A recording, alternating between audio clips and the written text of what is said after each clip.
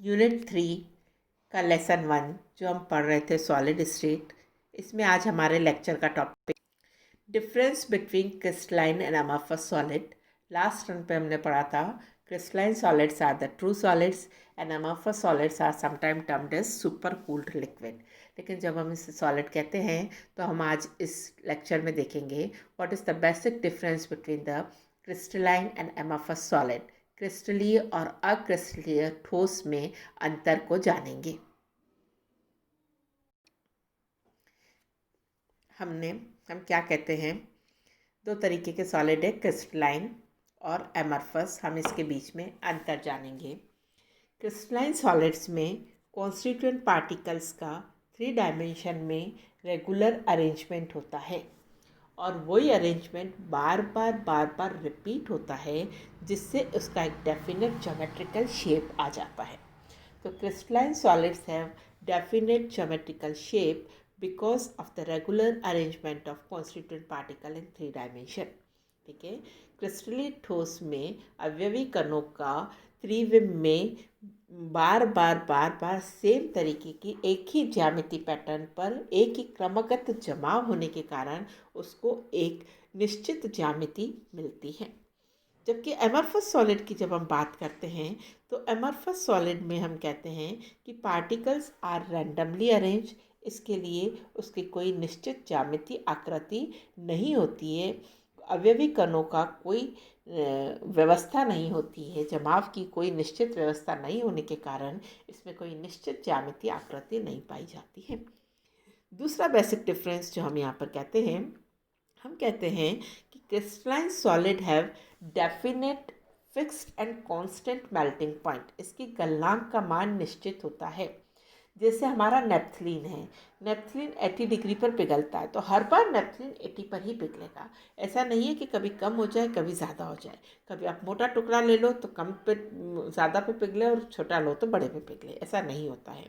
Crystalline solid के लिए गलनांक जो होता है वो उसकी कैरेक्टरिस्टिक वैल्यू होती है और इस गलनांक से हम उस सॉलिड को पहचानते हैं, उसका आइडेंटिफिकेशन करते हैं। अगर अननोन सॉलिड हमें मिल जाता है तो हम उसका गलनांक निकाल करके हम उस सॉलिड का पता लगाते हैं, because melting point of crystalline solids are characteristic. जब हम एमरफस सॉलिड की बात करते हैं तो हम कहते हैं कि इसका कोई फिक्स्ड गलनांक नहीं होता है, इसका कोई निश्चित गलनांक नहीं होता है। जब हम इसका टेम्परेचर बढ़ाते हैं, जैसे हम ग्लास का एग्जांपल लेते हैं, तो टेम्परेचर बढ़ाने पर वो धीरे धीरे सॉफ्ट होता है और सॉफ्ट होकर के पिघलने लग जाता है और बहने लग जाता है। ऐसा नहीं होता है कि इतने टेम्परेचर पर ग्लास पिघलता ही है, चाहे वो मोटा हो चाहे वो पतला हो, ऐसा नहीं होता है। अलग अलग ग्लास अलग अलग टेम्परेचर पर सॉफ्ट होकर के फ्लो होने लगते हैं। इसलिए amorphous solid have no fixed melting point, crystalline solids have a characteristic melting point. Third basic difference जो हमारे क्रिस्टलाइन सॉलिड और एमरफस सॉलिड में होता है वो है हमारा कूलिंग कर्व। हम क्या कहते हैं, कूलिंग कर्व, शीतलन वक्र। शीतलन वक्र में हम कहते हैं कि क्रिस्टलाइन सॉलिड का जो शीतलन वक्र है वो डिसकंटिन्यूअस है, असतत है, जबकि एमरफस का कूलिंग कर्व कंटिन्यूअस है, सतत है। ऐसा क्यों है? देखो, ऐसा इसलिए होता है, शीतलन वक्र किसको बोलेंगे, कूलिंग कर्व किसको बोलेंगे? पहले हम सॉलिड को पूरा गर्म करके लिक्विड फॉर्म में ले आते हैं, फिर हम धीरे धीरे टाइम के साथ इसको ठंडा करते हैं। देखो बच्चों, जैसे जैसे टाइम बढ़ रहा है वैसे वैसे इसका टेम्परेचर कम हो रहा है। तो हम टेम्परेचर कम हो रहा है, इसका मतलब हम क्या कर रहे हैं, we observe cooling with time. This is termed as cooling curve. तो हमने यहाँ पर 2 तरीके के कर्व देख रहे हैं। पहला वाला कर्व जो है वो ए और बी पर ब्रेक हो जाता है, जबकि दूसरा वाला कर्व है वो कंटिन्यूस चलता रहता है, उसमें ऐसी कोई ब्रेकिंग नहीं है। तो एमरफस सॉलिड के कर्व को हम क्या कहते हैं, कंटिन्यूस कूलिंग कर्व है। ये सतत है, कंटिन्यूस चलता रहता है, जबकि क्रिस्टलाइन में क्या होता है, डिसकंटिन्यूस है, असतत है। ऐसा क्यों होता है? देखो, पहले हम क्रिस्टलाइन सॉलिड की बात लेकर के देखते हैं। जब क्रिस्टलाइन सॉलिड को हम ठंडा करना शुरू करते हैं तो पहले जैसे जैसे टाइम बीतता है इसका टेम्परेचर फॉल होता है। एक पॉइंट ए पर आकर के टाइम बढ़ने के साथ साथ इसके टेम्परेचर का मान कांस्टेंट रहता है। ठीक है। कुछ समय तक टाइम के साथ साथ उसके टेम्परेचर की वैल्यू कांस्टेंट रहती है। कूलिंग हम कर रहे हैं लेकिन कूलिंग होता नहीं है, उसका टेम्परेचर कांस्टेंट रहता है। तो यहाँ पर इस कर्व की कंटिन्यूटी ब्रेक हो जाती है और एक स्ट्रेट लाइन आ जाती है हमारे पास। जब ये पॉइंट बी पर पहुँचता है तो बी पॉइंट पर पहुँचने के बाद वापस टेम्परेचर का डिक्रीज़ होना टाइम के साथ शुरू हो जाता है। टाइम बढ़ने के साथ साथ अगेन टेम्परेचर डिक्रीज़ होने लग जाता है।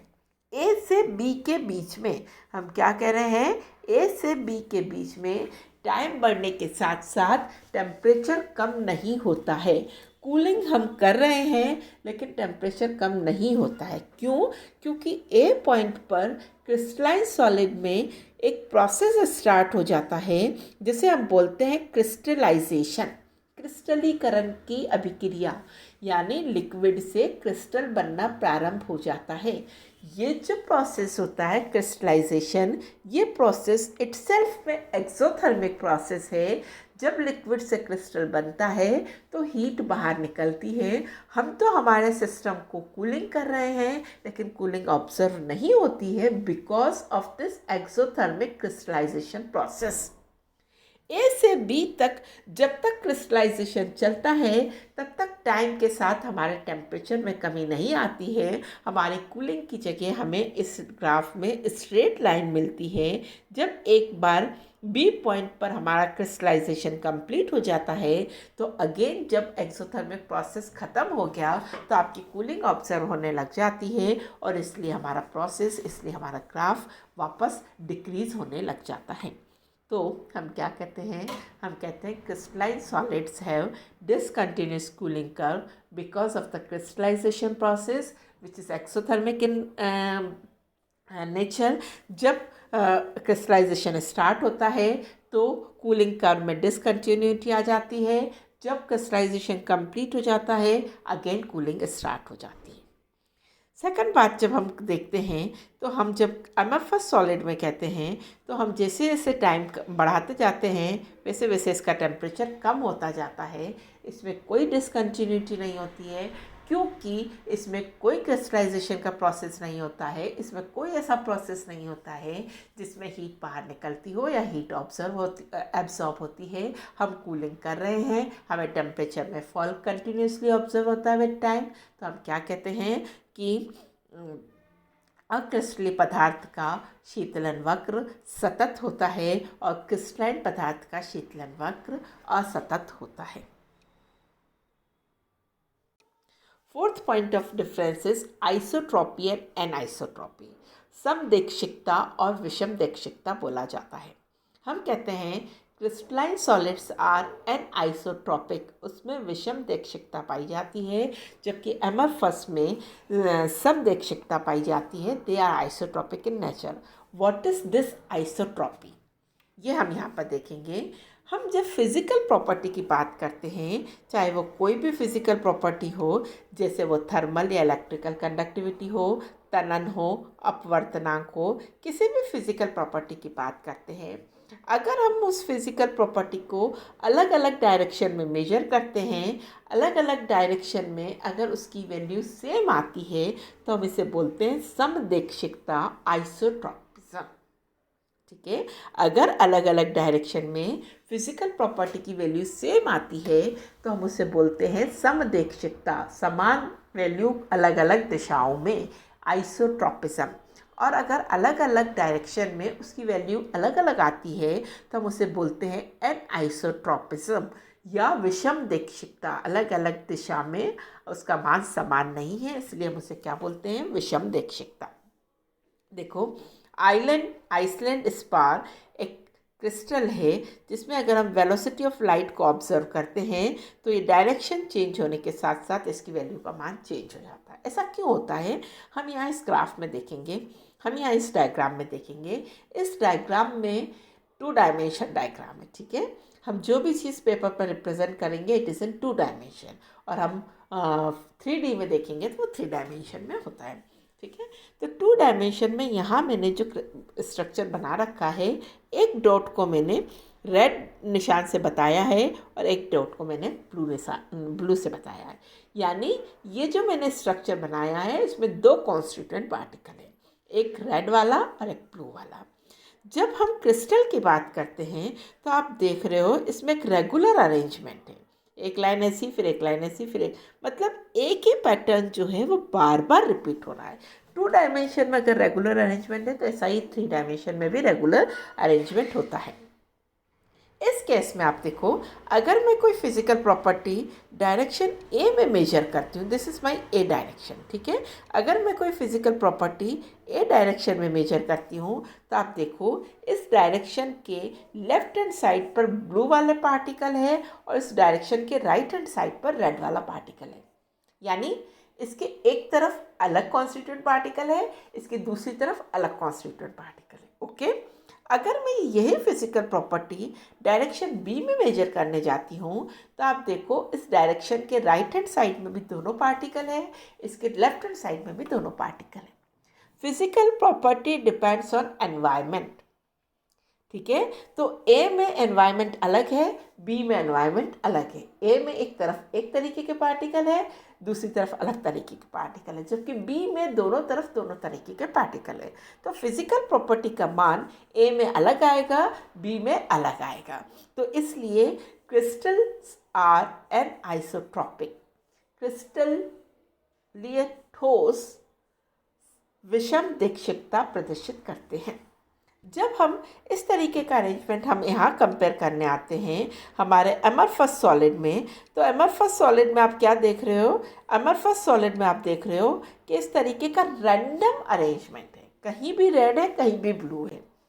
हम एक टर्म बोलते हैं रैंडमनेस गिव यूनिफॉर्मिटी। भीड़ है बच्चों, तो भीड़ भीड़ ही है, चाहे आप ए पॉइंट पे मेजर करो चाहे बी पॉइंट पे मेजर करो, सब तरफ रैंडम बिहेवियर है। तो आप ए में मेजर करने जा रहे हो तो भी दोनों तरफ रैंडम बिहेवियर है, बी में मेजर कर रहे हो तो भी रैंडम बिहेवियर है। किसी भी डायरेक्शन में मेजर करोगे तो हर तरफ रैंडम बिहेवियर है, हर तरफ हर तरीके के पार्टिकल अवेलेबल है, यानी हर तरफ उसकी प्रॉपर्टी समान आएगी, क्योंकि रैंडमनेस गिव यूनिफॉर्मिटी। इसलिए अक्रिस्टलीय ठोस समदैक्षिकता प्रदर्शित करते हैं। तो ये हमारे basic 4 major points of difference थे। पहला डिफरेंस हमने पढ़ा, crystalline solids have definite geometry, amorphous solids have no definite crystalline structure. क्रिस्टलीय पदार्थ का गलनांक का मान निश्चित होता है, अक्रिस्टलीय ठोस का गलनांक का मान निश्चित नहीं होता है। तीसरा हमने पढ़ा कूलिंग कर्व, शीतलन वक्र, crystalline solids have discontinuous cooling curve, amorphous solid have continuous cooling curve. Fourth major point of difference हमने पढ़ा कि crystalline solids are anisotropic and amorphous solids are isotropic. Example हम कई बार डिस्कस कर चुके हैं। Thank you.